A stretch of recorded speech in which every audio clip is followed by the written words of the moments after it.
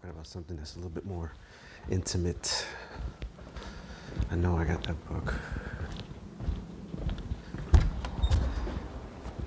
Ah, there you are. What are you doing in here all by yourself? Huh? All right. Yeah, today we're going to talk about kissing. Kissing? What are we going to talk about kissing? I don't think I've ever heard anyone talk about kissing, straight up kissing. Now, why? The reason we're talking about kissing is two reasons why we're talking about it. One, I recently have enjoyed kissing very, very much. Look forward to it. Might not happen again. I don't know. I'm in a weird place. But regardless, it's happened many times in my life, and I've gone through stages of what kissing was. I remember kissing as a young kid, you know, and when my dad caught me kissing a girl.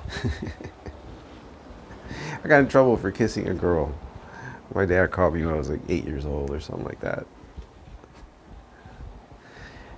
But it was fun. We just kissed. I don't know why. We just did. It just came natural, you know. And if it ever happened when you were a kid, it was a big deal, you know. I don't think I kissed anybody again until I was probably 11. Like 4th grade or something like that. Yeah. In 4th grade, I kissed a girl. We went to her building. We were hanging out. And my best friend was hanging out with her friend.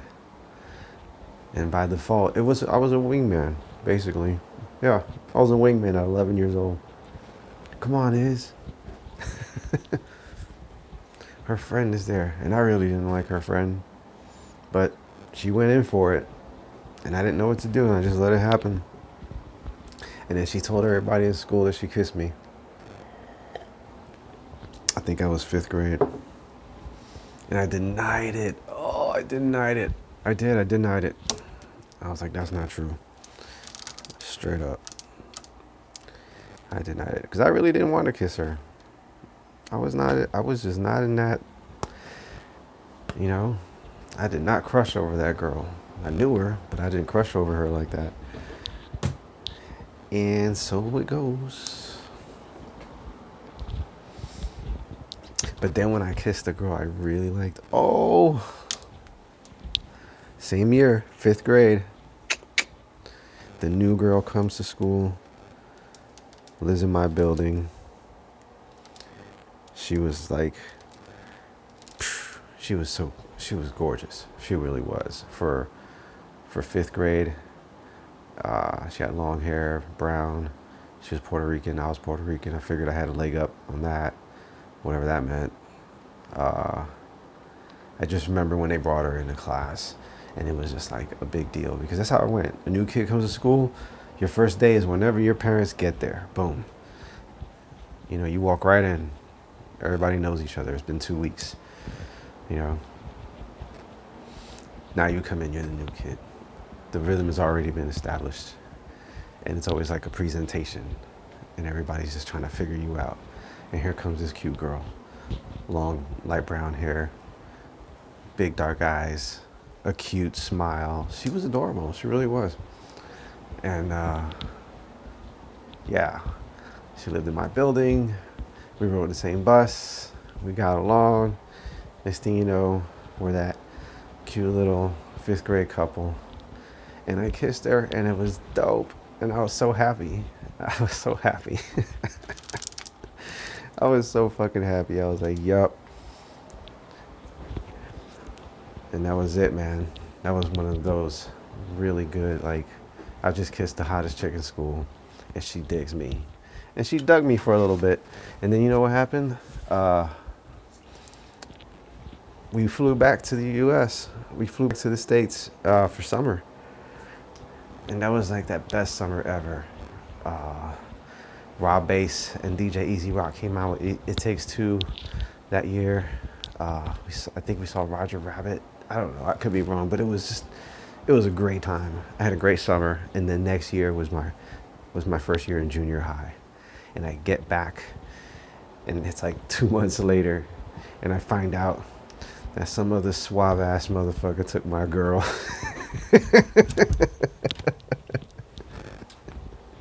I got that one kiss right before I left, and I come back, and this other Puerto Rican kid's got my chick. Yup. And I was looking fresh. I had my new gear from New York City. I had Pumas. I was taller. Had a little puberty happen. I was fresh and clean, baby. I came back, and this chubby ass motherfucker. You know why he took my chick? Cause he was a talker. He talked a lot of shit. He's that guy. He's that guy. He probably sells cars. But took my chick, and I was really looking forward to getting that kiss when I got back. That kiss rang through for 2 months. That was a powerful kiss, because it was like that age where you were falling into those young 80s movies where a kiss was a big deal, like 16 Candles, Dirty Dancing. Girls were really, finding that shit. The way Ferris Bueller kissed his girl, it was that time, so we knew what a passionate kiss was, and that's how she did it. And it was so great. It was so great. She's out there somewhere, who knows where, but I appreciate it. Thanks for playing that role in my life. And then after that, it seemed like everybody just wanted a kiss for no reason. I think junior high was like an awkward time. It was an awkward time because you didn't know what was going on. It's just everybody looks like you're trying to look older. Some people do look older. And then sometimes kisses come just at random. But then it wasn't until you start coming into your own as a young man in high school. And now there's fire behind your kisses. And those were the shit. Those were the shit, man. I kissed a girl once in high school. That's all we did. She kissed me. She grabbed my face and kissed me. And, man, like, I was like, damn, this is legit. She was like the first person to kiss me like that. And it was one of those last things, man. Like, after senior, I think it was homecoming, my senior year or some shit like that. It was one of those last events where everybody gets bold, But yeah, she put it on me. Bless her heart. She put it on me. Good times, man. Good fucking times.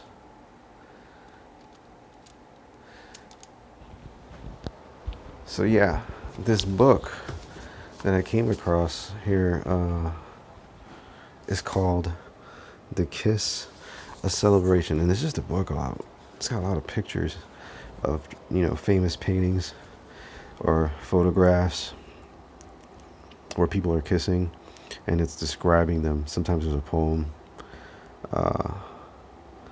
It describes them in a certain way, but there was one in particular that really rang with me because it's if you think about what's happening here, it's called The Transformative Kiss. And the picture, if I can describe it, I'm going to post it on Instagram, and I'll label it. It was what we talked about here on the podcast. But the pictures of a man, he's a sculptor, and he's sculpting a woman out of ivory. And what's happening is he is tiptoeing up towards her, and she is leaning down towards him, and they're wrapped. He's got his arms wrapped around her, and her arm is wrapped around him, and they're kissing. Now she is ivory from the upper thighs down, and from there up she blends into a real woman. And faded in the background is a Cupid with his arrow pulled back. And in the background, there's several other things that are just, they give the impression that you're in his studio. Some very odd heads in the corner, other paintings and stuff like that. So you're in his workshop, and he has fallen in love with his work of art. And I saw it, and I was like, yeah, I know that. I know that feeling, because I've many times being this hopeless romantic that I am. In those lonely times, I've gone as far as just trying to draw somebody that I would fall in love with. And sometimes it comes through because there's a lot of detail in the faces and things like that. And sometimes it's kind of fun, but you, in a weird way, man, sometimes you're like, maybe I shouldn't do that, because I don't know if it's something psychological or if it's, or whatever. It just feels powerful to do it. So I don't always do it. But I know what it is to fall in love with your work or a piece that you've been drawing. And it could be anything. It could just be the story behind why you did it, or the emotions that you were feeling when you did it, or just the excitement of not really wanting to do anything and starting something and it turning into one of the best things you've done in a while. So there's a lot of emotions that are going on when you're putting the pencil to the paper or whatever. But yeah, to see this guy reaching up like that and getting that kiss, the transformative kiss as they call it here. Now, the story behind this, I mean, if you really think about what's happening here, I'm an artist looking at a painting done about an artist who refused to marry during this time. And I want to say the time frame is 1890s or so. And he refused to marry because of the way women were, like the new, like women had advanced in a certain way that, you know, he was basically the old guy and things were changing. And that's kind of how that's pretty much what was going on. He didn't like the way women were becoming, and so he refused to marry. And in the story, he decides to sculpt a woman, and he falls in love with the sculpture that he makes. And then he prays to Aphrodite, I believe is what it says. And he tells her, if you could give me a woman as beautiful as this work of art that I have created, you know, then I will basically change my stance on that rule there. And that's what happens. The sculpture comes to life. He falls in love with her. And that's dope, man. This picture is really dope. You're going to see when you go on Instagram. IZART Serrano. IZART SERRANO. IZART Serrano, one word. That's my Instagram. It's a beautiful picture, man. So this book of kisses, and I land on that. So yeah, a kiss. Talk about it. People should kiss every day. Wouldn't it be great if you just like, if you could just kiss somebody and be like, hey, listen, this don't mean nothing, even though it does. But if I agree and you agree, then let's just let it fly for a minute. And when you're done, thank you very much. Thank you very much. And that's it. Wouldn't that be awesome? That would be so awesome. We'd probably be so happy all the time. You don't have to do it with everybody. But it'd just be like whenever you get that extra second of eye contact, you know what I'm saying? Like you hold it and you just let each other know, yeah, I see you. I see you too. And then it's customary. You give a nod, maybe she gives a nod. And then you make a move. How you doing? Nice to meet you. What's your name? Oh, you don't want to tell me your name. Okay. You just want to kiss? All right, I'm down for that. And then you just go for it. Wow.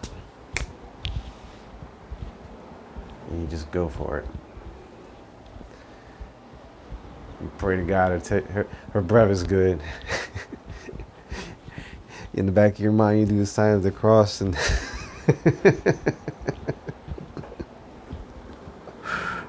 we're going in. We're going in. Here we go. And then it's done. Take that breath in. Whew. You smile. That was good, right? That was good. Yeah. Maybe a couple compliments back and forth. All right. Well, you have a good day. You too. Don't forget your Starbucks. Yeah. Mm-hmm. Whew. Did you see that? Some jackass looking at you like, fuck, get a room. Wouldn't that be awesome if that happened every now and then? You know, if you're open to it. Obviously, you don't want to be doing that shit when you're involved with somebody, hurting someone's heart, you know. But if you're a free agent, it's all good. A kiss, man. Kisses are the shit. Kiss somebody. Kiss somebody you got, you know, in your life and whatever. And give that good kiss, that like where your lips barely touch kind of kiss. And then you can kind of laugh and giggle or whatever, you know. And then you just pull that ass in tight. And then you lay it on them. That's the good shit. That's what life's about right there.